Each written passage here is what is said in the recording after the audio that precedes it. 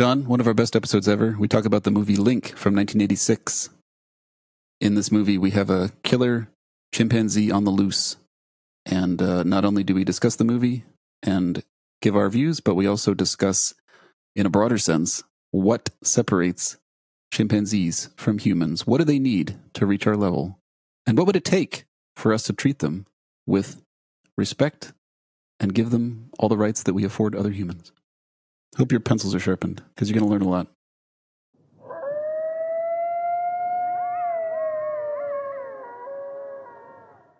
John? Brian, hi. What's going on? I'm worried, John. I think we're in gorilla country. You know, you might be right. I took my lunch and I strung it up by a tree, so that the bears don't get it. But then the monkey got it. Yeah.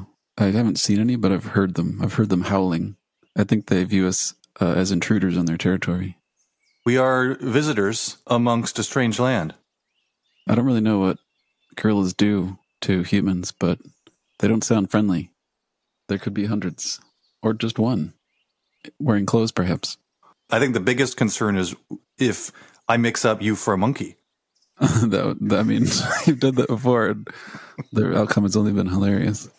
I have some movie reviews that are monkey related, believe it or not. The first review, this preposterous thriller is a cut-rate King Kong with a homicidal ape as the villain.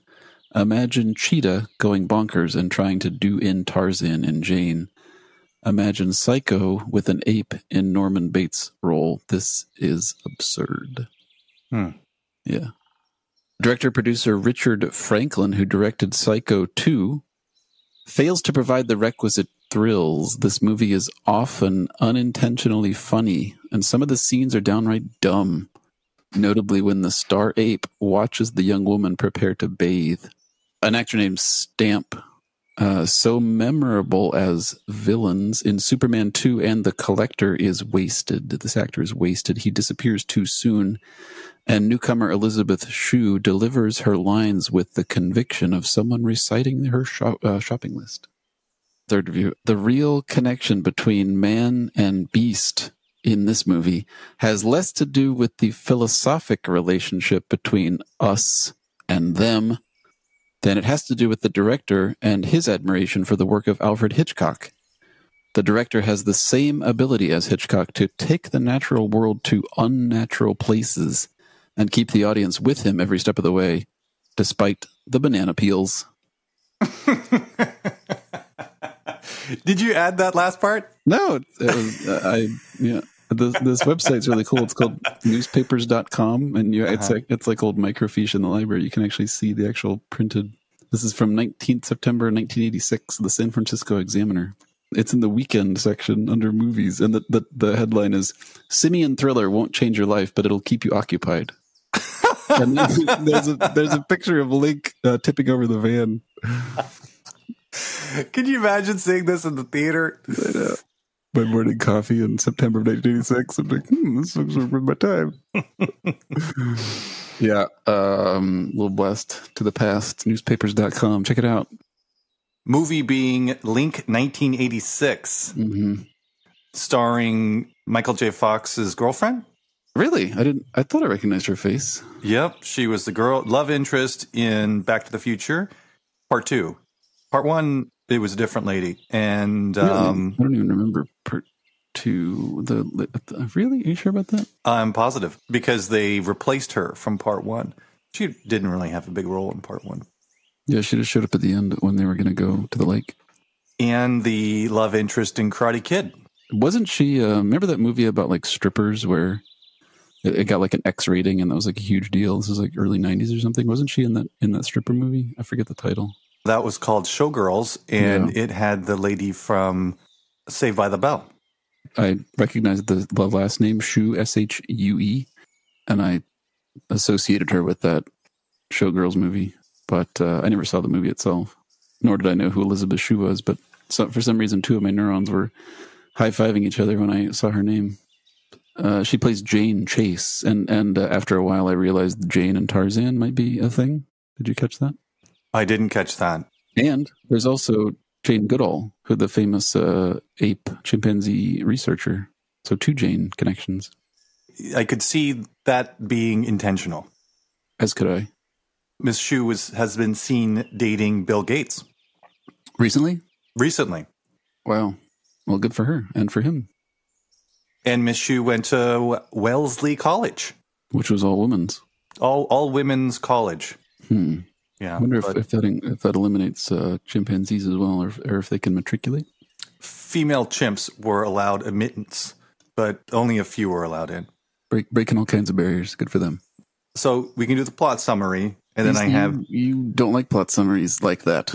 I typically don't like plot summaries, but I do think that it's worthy to give a 1.5, 3 minute structure that we can work from. And then I have 3 theories, postulates, theorems, three ideas that I have brewing here that I'd like to get your feedback on. So you want me to do the 90 seconds? 90 seconds. And actually take like 4 minutes? Starting now. All right, we have Jane Chase, American studying in England. Dr. Phillip is a specialist on primates. She attends his class and dates one of his graduate students named David, who comes up again later. Jane Chase really wants to work with Dr. Phillip, and Dr. Phillip won't really hire her in any university-approved role, presumably because she's a woman. There's a whole lot of like sexism and acceptance of traditional gender roles at the beginning of the movie, but does hire Jane to basically cook and clean in his country estate. You get the impression that Dr. Phillip just wants to have her around and potentially start a romantic relationship with her. Yeah, he seemed disappointed when she was dating a guy. Yeah, and then turns on the charm to an extent at the villa before he is dispatched. I guess he does his real cutting-edge research at the villa, the research on primates that the university won't allow him to do at the university. Another note is when Jane first came into a volunteer role, it was clear that the professor was looking for sperm, male sperm. Well, it wasn't clear, but she thought it was just something, and then he made her reread the notice, and it was for sperm. So there's a thread there, which I'm assuming that the professor is trying to make superhuman apes. Oh, yeah, okay. Why did he want sperm? That's a good question. Yeah, I mean, why you're not looking for male sperm just because you like sperm. And then there's that whole thing later of Voodoo, the wild chimp who won't breed, and Dr. Phillip's efforts to sell off Voodoo for that reason. So was he looking for human sperm to use in some way with Voodoo? I believe that the professor's intention was to breed superhuman apes. Yeah, and for whatever reason, thinking that maybe inseminating chimpanzees with human sperm would somehow produce a super chimp. Well, I never made that connection until you have mentioned it just now, but it seems like he would know that cross-species sexual reproduction across species wouldn't function. So how would he get that to work? I agree that there's a scientific barrier to that, but he's collecting male sperm for a reason. Okay. Well, we'll put a peg in that one, maybe. Yeah. So, there's 3 apes out at the house. Voodoo, who she doesn't really get seen much. And then the second most important chimp is named Imp. He's the small, kind of youthful, adorable chimp. And then the main character monkey is Link, who serves as butler and wears clothes. He wears like a butler suit. Pants and shirt and coat. Link is older.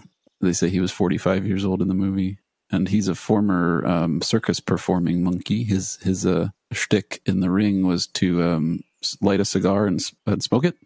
So he's called the Master of Fire, which matters for the later development of the plot. So they start their work, and they do some things in the lab upstairs with the monkeys, and then it kind of unrolls from there. Voodoo, the female monkey who won't breed, is found dead in a closet. And you're not really sure if it was Link that did it or Imp that did it. And then Link starts to act progressively more. Actually, the doctor disappears. Jane thinks that he's gone to town to organize this sale of voodoo and Link to an associate that he has down in London, an ape dealer, if we can call him that. So Jane's all alone with Imp and with Link, voodoo being dead. Eventually, we discover that the good doctor has been murdered and thrown down the well by Link, but we don't know that at the time. The ape dealer, the guy from London named Bailey, he comes to the house to claim Imp and Link, voodoo and Link, but Jane won't let him have them. Then Link just slowly starts to act creepy. He starts breaking the phone line. There's a really awkward scene where Link is ogling Jane's naked form as she's getting ready to have her bath. Link murders Bailey, the ape dealer, pushes a van off the cliff. Jane gets in the van to try to drive to town because she can't walk to town because there's these dogs that guard the area, the sheep, I guess, in the area. And Jane can't get to town to find Dr. Philip where she thinks he is. So she gets in the van, Bailey's van, which doesn't start, and then Link gets in, helps her to push the van down to town, and then Link tries to push her and the van off a cliff. So yeah, Link just kind of becomes murderous. I guess Link is driven by the fear that somebody's going to put him to sleep, put him down. But in my opinion, he never comes off as very scary. But anyway, yeah, then the three grad students come to town, Jane's boyfriend and the two other ones, and they just get murdered by Link, and then we find the doctor's dead, and then Bailey's dead in a bush, and then Jane tricks Link into smoking a cigar in a gas-filled kitchen, and that starts a house fire, which burns everything to the ground, and everybody's fine after that. Fantastic summary. I have 3 theories that I came up with. These came to me in the middle of the night. I woke. Wow. All 3 like at once, or did you get woken up like 3 separate times? No, it was all in one batch. I woke up probably around 2:00 in the morning, and these just came to me. Wow. So before we even push into this, I just want to give a little notice here that no one should listen to this and think what I'm saying is accurate. Let me just start with that. So, start every podcast that way. So don't consider the things that I'm suggesting as being truthful or within the realm of scientific accuracy. Are you going into touchy topics, John, or is this scientifically controversial topics? These are speculative theories. I don't know if you recall, but from episode 8, when we were watching Mandy, and I speculated that some of the reasons in which chimpanzees were less successful than humans. I'm still thinking about why chimps are less successful. Did a little research, and they do have the capacity for theory of mind. I'm not sure how familiar you are with that. The ability for a chimp to look at another chimp and understand to a degree what that chimp is thinking or feeling. So a shift of perspective. It's maybe a little more rudimentary than a human might, but that process exists. I think another sort of key to this inability for them to progress past where they're at is future thinking. I don't believe chimps have the ability to think far enough into the future, and they're not able to construct significant social structures, including rules of law. These are principles that are holding chimps back, is their inability to form these laws, which would then allow me as a chimp to specialize in other things that might broaden our ability to succeed, let's say. So how much do you buy into this idea that the chimps aren't able to be as successful due to their inability to future think and create law structure? We're viewing chimpanzees. Aren't they the closest? Or are all large primates basically as close as chimps are to us?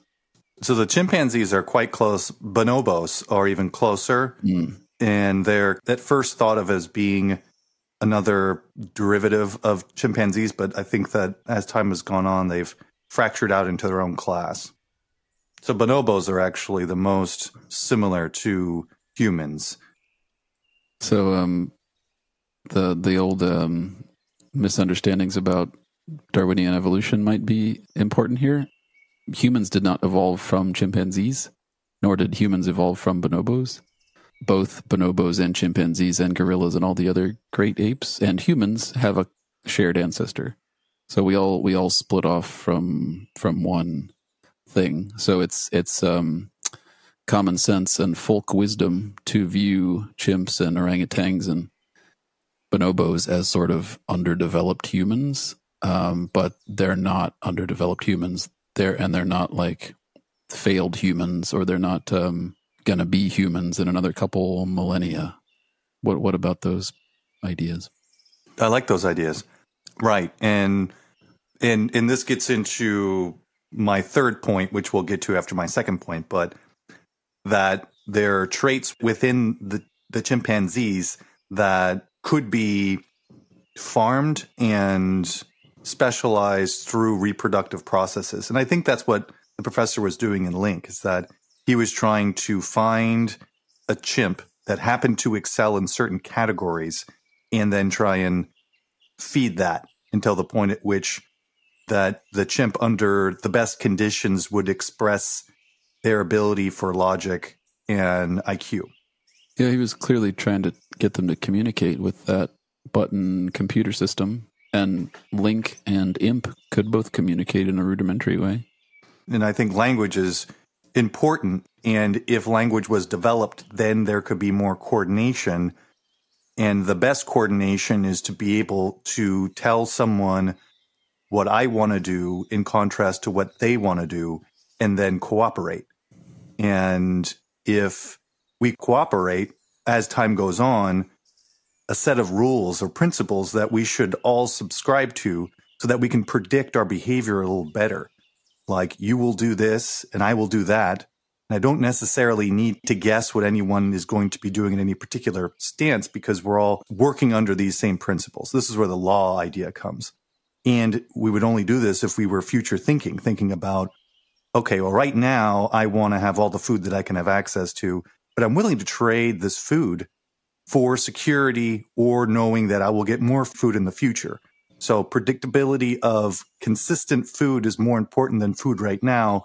And this is kind of pushing into my idea of coordinated principles or laws along a future thinking time frame would then allow us to coordinate ourselves, which then will over time result in civilization, essentially.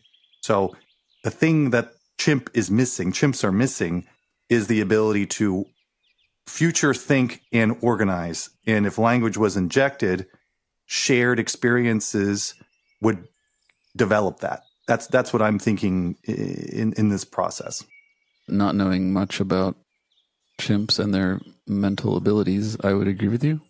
If what we do as humans is some kind of good outcome, then yeah, we use language to coordinate, and we are able to imagine future possibilities in richer detail than presumably apes are.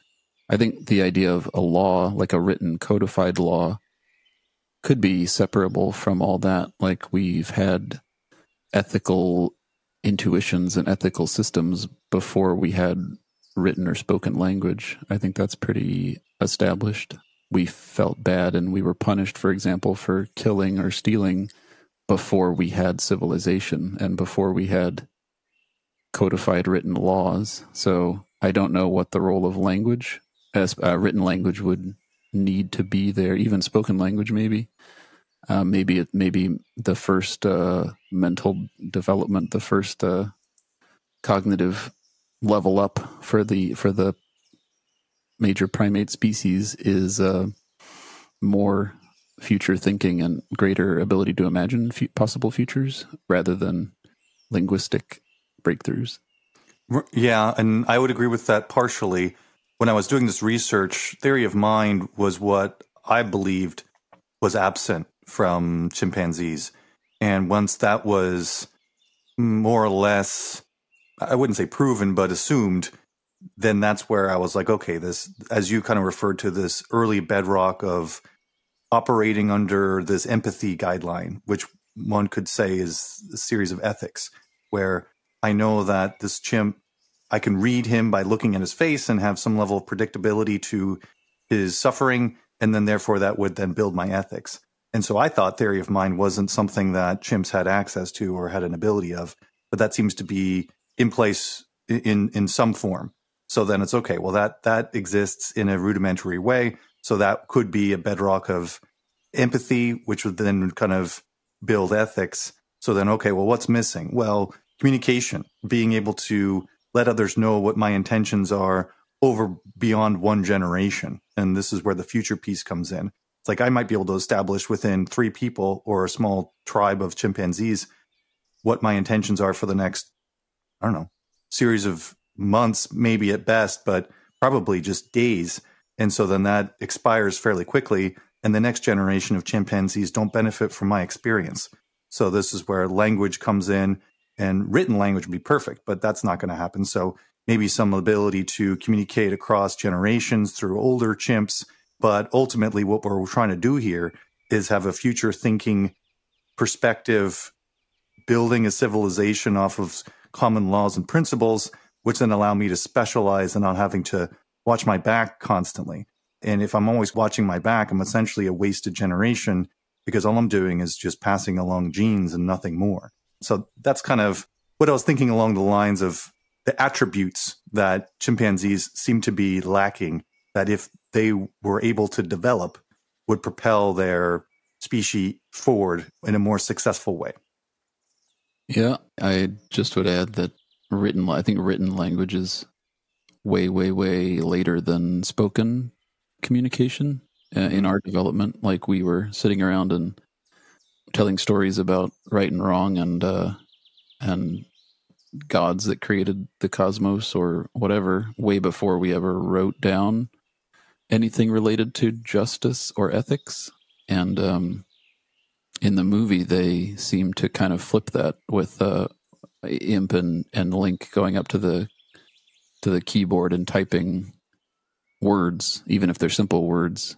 I don't know what to make of that idea, but the movie inverts what I take to be the path of progression that human communication went through, because all the monkeys, the only oral noises they make are just screeches of different emotional tones, maybe, but nothing verbal. Right.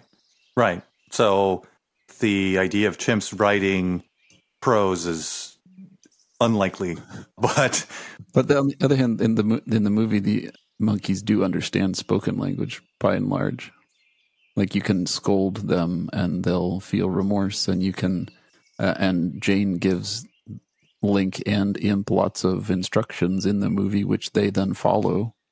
I assume that's entirely fictional, that ability to understand spoken language. There's debate as to how much of it is operating in a way that will give you a treat and actual comprehension. Yeah, it's the same thing with dogs. You can yell at your dog and they understand the emotional tone and the volume and maybe the look on your face, the facial muscles, so they react, and you think they're understanding your words. But yeah, and then the primate brain must be presumably more than dogs, geared in the direction of possible linguistic comprehension, verbal comprehension. Yeah, so that's my first theory here. Wow, that was only one. I thought that was only one. Settle in here, add another log to the fire. My first theory is basically, what are chimps missing that would make them be more successful? It sounds like we're both agreeing that a future thinking ability attached to a sense of verbalization and communication, and then if those two things are present, there'll be a natural movement into setting up principles and safety within an individual, which will then allow me to specialize or do things that aren't just constantly watching my back. Agreement there? Yeah, I'm on board. Okay. So then the second piece here is, okay, so let's say, for instance, and this is, I think, what the professor was trying to do in Link, is let's pull out these chimpanzees. Let's get a classroom of chimps, say 30 chimps. And you're trying to instruct these chimpanzees on learning language through symbolism, communicating their intentions or interests. And then you're going to have certain chimps that are better at this than others. And so you basically take the chimps that don't seem to be catching on and remove them, and then only keep a small product of 2 or 3 chimps, have them reproduce many times over. Let's actually scale this. I think 30 isn't sufficient. Let's go with 200 chimps. And then you pull out of those 200 chimps 10 to 15 that are extremely good at what they're doing, have them reproduce amongst themselves, and then use the children of those chimps, teach them, do this over and over and over again.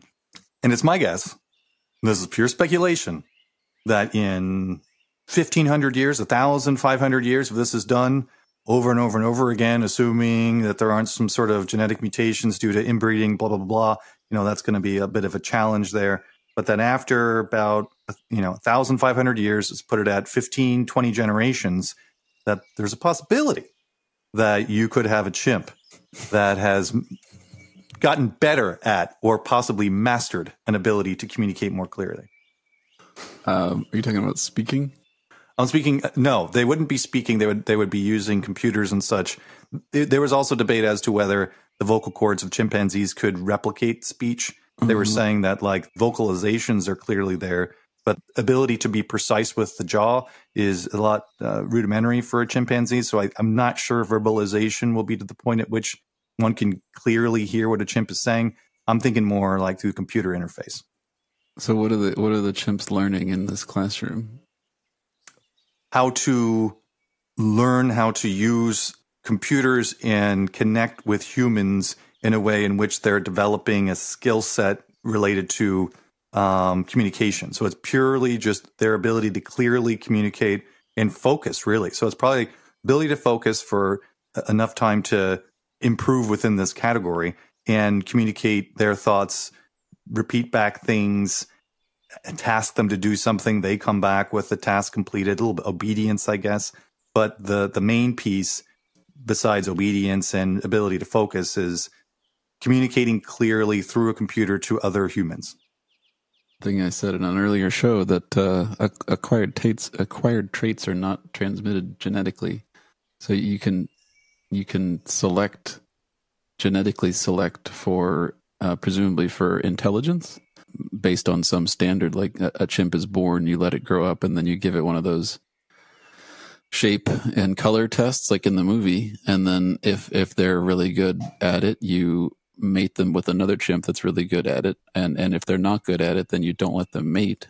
And by that procedure, I guess you would eventually have genetically more intelligent chimps. But if you on the other hand, if you take a bunch of chimps and put them through a rigorous communication instruction course and then breed them, nothing will happen. You will not have a second generation that is better at communicating than the first generation was.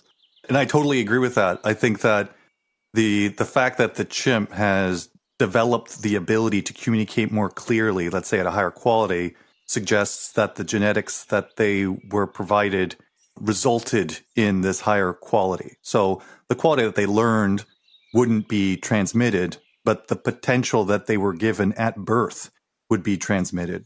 And so they demonstrated through action the gene structure that they were provided, but any level of training that were provided isn't going to be transmitted. So I'm prefacing my criticism again with I'm not an expert on chimps, and I'm not an expert on. Oh, right. Well, you're talking to an expert. Genetics or how exactly humans and human babies are able to so quickly develop language. So having said all that, your idea seems pretty ludicrous. Yeah. So I mean, why not dogs, right? So you can. There's really smart dog breeds like border collies, for example. You've probably seen the news, the headlines, or the YouTube articles, YouTube videos where there's border collies that can identify like 100 different or 200 different, I forget how many it is, but a large vocabulary of various items. So if you say like monkey, for example, they'll go and grab the monkey-shaped toy, or if you say banana, they'll go grab the banana-shaped toy. So like there's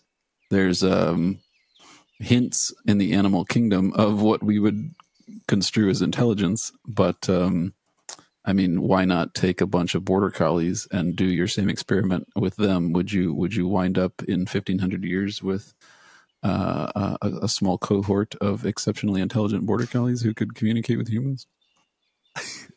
I would say that you would have a slightly more intelligent pool of border collies. Their ability to communicate with humans probably unlikely, and all this is fairly unlikely. But with the chimpanzee, I believe there's a more sophisticated platform in which the potential could lie in this process.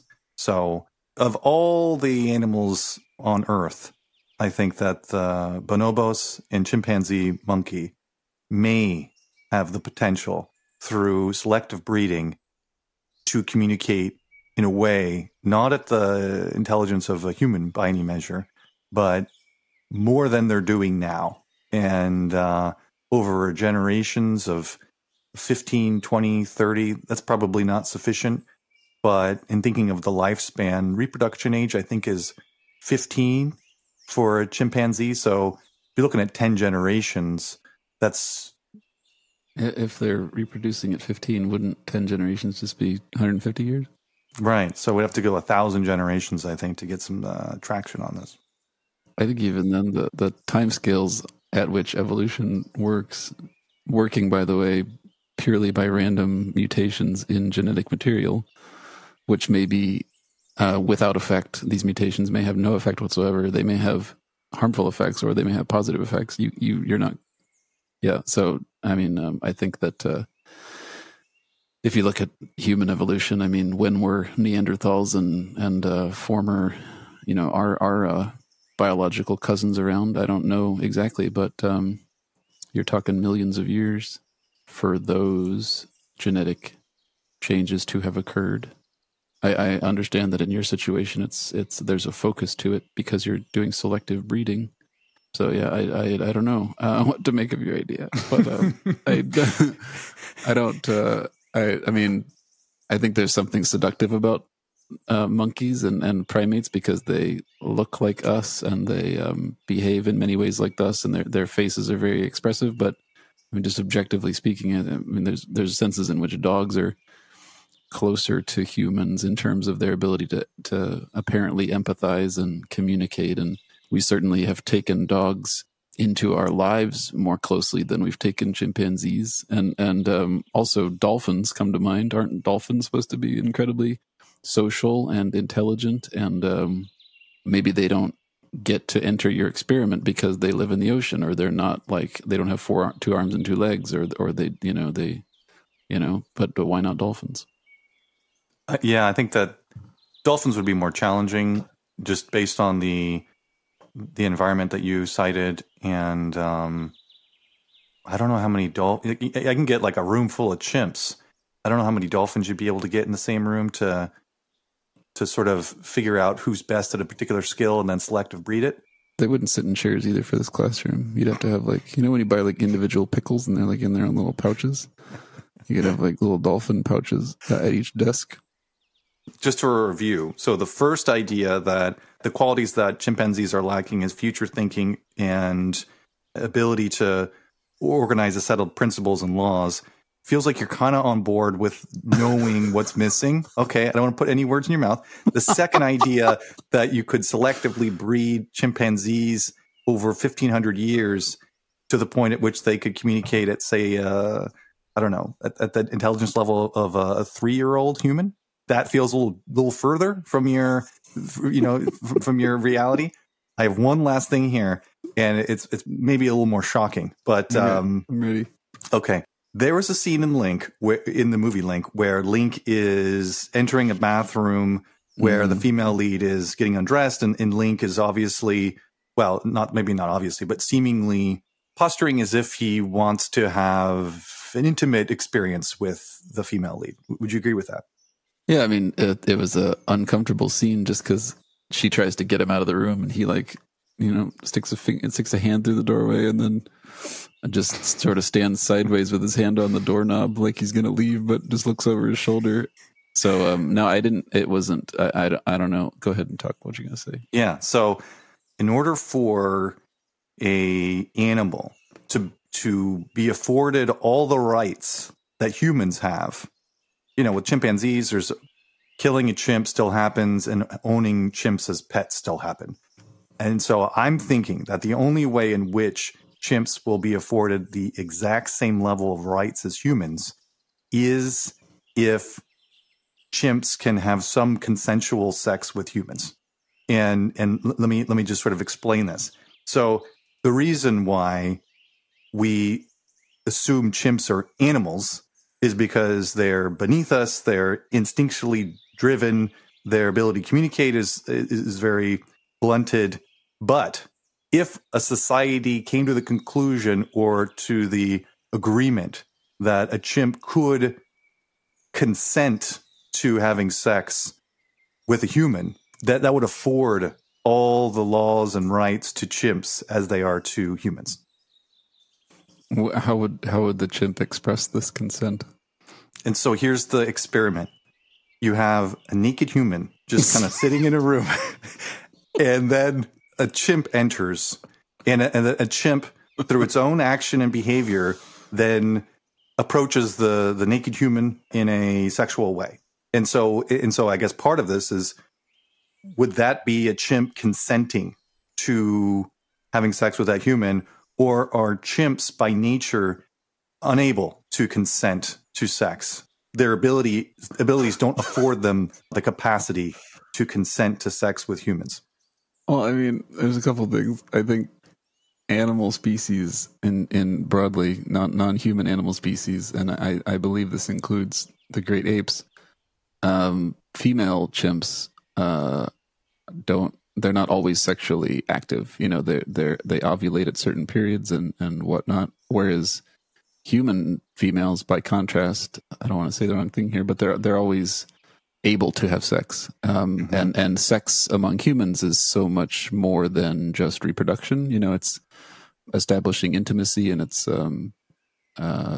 for fun and for pleasure and all this sort of thing. And we certainly do a lot, we humans, to interrupt the biological reproductive purpose of sex. I don't know how the mechanics of female chimps and their just physical ability to engage in intercourse works. I think you'd have to catch them at the right time is kind of my point. And that was, I forgot. My second point was back to what I said earlier, is like, is this even biologically possible? Like, I'm sure that a determined human could rape a monkey if they wanted to, but what does it mean to say that a chimp approaches a human in a sexual manner? How do you identify whether the chimp is interested in intercourse or not? What does a chimp even have interest in intercourse, or is it just something that happens instinctually at a certain time, like they see a swollen something or other on the female body, or the female sends out some kind of scent and the male responds? Like, you have this sort of nightclub vision of a I guess a lady chimp. I assume the is the naked person in the room a man or a woman? Well, I don't think it matters. Let's assume it's a man. So this lady chimp, the guy's sitting there totally nude, and the lady chimp walks in and sees what she sees, and then I mean, how does a female chimp are they aroused by visual cues? I think the thing about us is, like, with our erect way of walking, our buttocks and shoulders and hips and breasts for women play a greater role in visual cues. I mean, and the fact that we don't have hair all over our bodies by and large also factors into that. Like, the way humans walk and the way humans walk bipedally on 2 feet plays into the sex arousal game and its visual nature. I have no clue if that also applies to chimps being covered in hair and progressing often on hands and feet. So to what extent does vision play a role in it versus just, I don't know, a certain time of the month or pheromones or whatever? So there's just a lot of imponderables in your.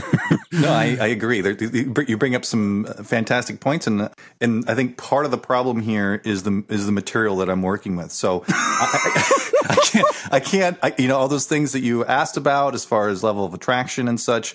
I don't know. They're mysteries. They're chimp mysteries. But the chimp mysteries.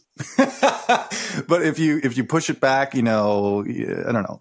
Millions of years ago, you had Neanderthals, and there is some speculation that Homo sapiens and Neanderthals did have some level of sexual relations and even possibility of reproduction. And that's two separate species very close to each other with a rooted connection. And so what we're kind of left here is with this antiquated, maybe I don't want to be disparaging, but let's just say a further than Homo sapien chimpanzee. And so then it's like, okay, well, why are we not affording chimpanzees the same rights that we're affording them to humans? And I would say, well, we can talk about, well, they have feelings. People eat fish because they have this perception that they don't feel pain, which I'm not sure if that's true. I doubt it. And so we take these little variables and pull them out and say, you shouldn't own a chimpanzee because, well, they have theory of mind or something. Let's just say that. But I think that the item that's missing most, or what would across the board have society say, yes, we shouldn't kill chimps, is if chimps could consent to sex with humans. That's the third theory here, is that the idea of reproduction and consent of reproduction is what is dividing us from other animals. And if there is some consensus that chimps, or replace chimps with any species that's close to us genetically, could consent to sex, then we would afford them the same rights that we afford to humans. I don't really see why consensual sex is the determining action for having human rights. I think that suffering and our ability to interpret facial expressions or body posture as signals of suffering, our ability to interpret, and I'm not just talking about apes here, but also like dogs, shivering after you yell at them or having their ears down. We interpret that as them feeling a certain emotion. That's what I think prompts us to not want to kill and eat dogs, is because they seemingly communicate feeling. A fish, yeah, it's tough to see much facial expression or eye movement or reaction because we don't interact with them in the way we interact with dogs. I would compare the current state of monkey rights to the current state of dog rights. Mm-hmm. It's taboo to eat dogs in most parts of the world. Still eat dog. Yeah, maybe somebody eats monkeys. Great apes are used in experiments, scientific experiments, just like dogs are, but we don't really like it. Bunny rabbits also, they're small and they're cuddly and they're furry and they're cute, and all these things that we see in these other animals prompt us to want to protect them and coddle them and not harm them. That's what gets us ethically motivated, ethically moved. It's not, I don't see how sex plays any role. I don't know where you're getting that from as the determining factor. I'm thinking that the ability to have sympathy for another species, I think, pushes that species into a section of empathy in contrast to humans, where we shouldn't eat dogs, we shouldn't eat monkeys, but people still eat dogs, people still eat monkeys. And so I would say categorically, for all of society to get on board that the same rights that humans are provided, that monkeys or any other species replace this with Neanderthals, the only way that they would get full rights is if there was a shared level of intimacy, highest level of intimacy, which would be consent for sexual experience. That's just that's my third theory. You're just restating your assertion. You still haven't given any evidence of why sexual consent is the determining factor. Like, again, bring it back to dogs. Like, most people don't have sex with dogs, but we coddle our dogs, we let them sit on our lap, we hug our dogs, we pet our dogs. There's physical contact and physical intimacy, and yet we also hit our dogs, and we also many people maltreat their dogs or euthanize their dogs or abuse their dogs or so why isn't it just physical contact? Why does it have to be sex one and then consensual sex? And how would the monkey even give the consent to that's I don't see how you're getting consensual sex as the determining factor. Right. So I agree that there's a gray area here that needs further development. But I think that when you hear in the news about a person having sex with an animal, it's always like, oh, exploitation, like the person's disgusting. That person should be in prison. Someone shouldn't have sex with animals. I agree. But at the point at which there's a species that is parallel to humans to the point that there's a consensual level of sexual contact that is assumed, and one would even say natural, then the same afforded rights to humans would be placed onto that animal. I'm not sure exactly what the intersecting variable is there, why that seems to line up, at least in my mind. But any other sort of sympathy feels more like, oh yeah, we shouldn't do that because they're cute or because they have faces. And I don't know. It just feels to me that that would be the indicator that rights should be afforded in the full sense of the way to that animal that, well, at that point, it wouldn't be an animal. And that's sort of my point, is that at that point, it wouldn't even be classified as an animal. It would be classified as a peer, be classified as just as good as humans. And I think that that's the little variable. I don't know how one gets to that point. I'm not saying that we should just start normalizing having sex with animals, because that's the other thing, is that the underlying question is, could there be any level of consent? Is it always ape rape? You know what I'm saying? Or is there like a bit of consent? I don't think that there is. I think it is exploitive, but like I said, replace ape with any other species, and that would be the determining factor for full equality, at least in sort of this theory. I wouldn't even say it's my theory. I'm just saying it's a theory. I don't want to own this theory. I'm just sort of articulating it. There's two things I want to say kind of in conclusion to this whole subchapter. One is my question still, how does the ape or any other animal give consent? Yeah. Are they given a red button and a black button, for example, and they press the one that means yes or the one that means no? Are they asked verbally, would you like to have sexual intercourse? And they nod because they can't speak.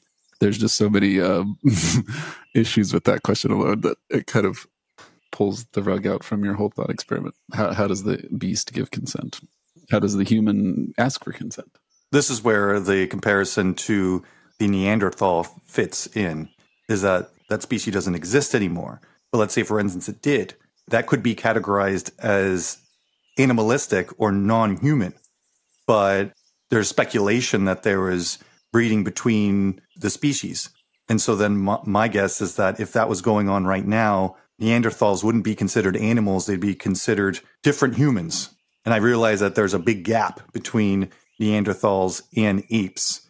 There's a significant gap there. So I'm not suggesting that current dogs and current apes have the capacity to give consent. I'm saying that if Neanderthals existed today, that would be a variable that would be maybe considered, is what I'm kind of suggesting. Maybe a more sympathetic phrasing of your idea.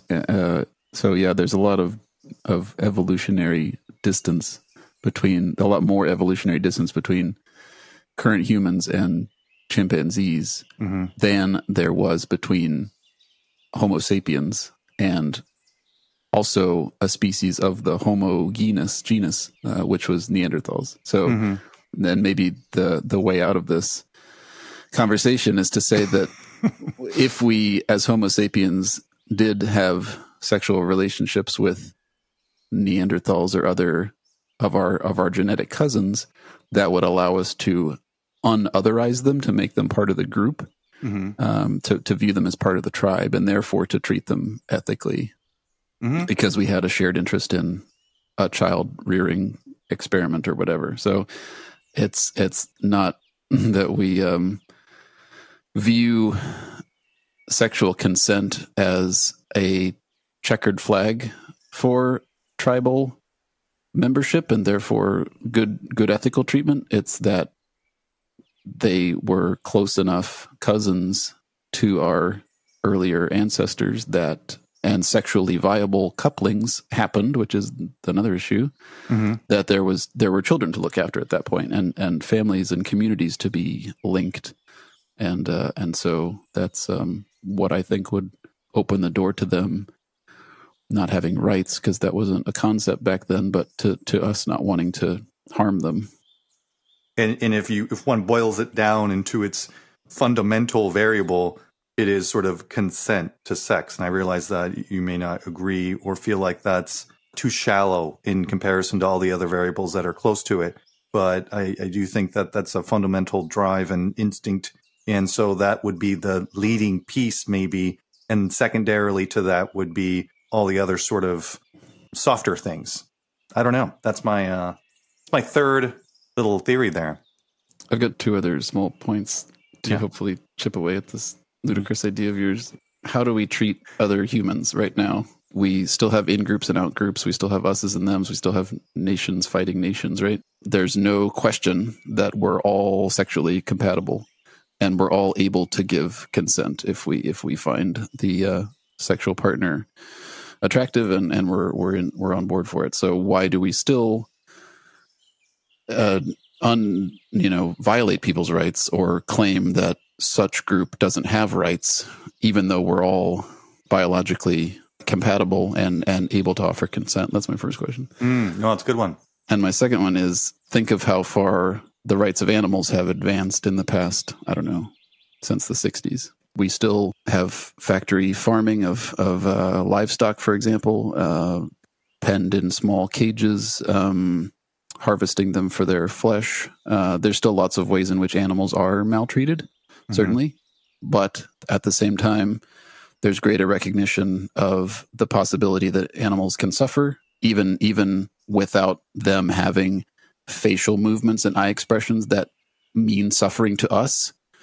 There's scientific evidence that goes in this direction, and there's a small but powerful set of philosophical arguments that make the case that animals deserve greater rights than we have traditionally afforded them. And certainly, it's certainly their situation in a lot of ways has gotten worse as factory farming and industrial agriculture has spread around the world. You can say that, but at the same time, in some ways they're being treated better. So it's like, on the grand scale, are animal rights further along than they were 100 years ago or not? Let's say for just for the sake of argument that they are further around, they're further advanced. We at least entertain the notion that animals might deserve rights. None of that advance has anything to do with sexual consent. We have not progressed an inch in the direction of fucking our dogs or fucking our cows or asking our cows if they'd like to have sex. So I don't see any connection again between consent and ethical treatment. You make a strong argument there.